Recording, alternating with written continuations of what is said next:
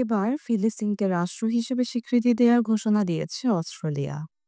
আগামী সেপ্টেম্বর মাসেই এই স্বীকৃতি দেবে দেশটি। Today I can confirm that at the 80th session of the United Nations General Assembly in September, Australia will recognise the state of Palestine.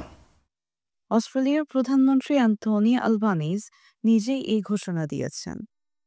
সোমবার 11 August এক প্রতিবেদনে এই তথ্য জানিয়েছে বার্তা সংস্থা রয়টার্স।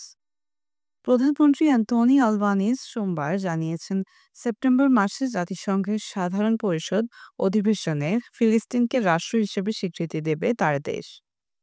মধ্যপ্রাচ্যে দুই রাষ্ট্রভিত্তিক সমাধানের প্রচেষ্টায় গতি আনতেই এই পদক্ষেপ নেওয়া হচ্ছে।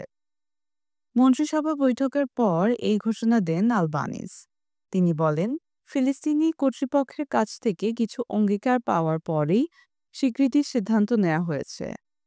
ভবিষ্যতের কোনো ফিলিস্তিনি রাষ্ট্রে হামাসের কোনো সম্পৃক্ততা থাকবে না, এমন বিষয়ও এর মধ্যে রয়েছে। Hamas don't support two states. Hamas support one state, in their words, from the river to the sea. Hamas do not support recognising the right of Israel to exist.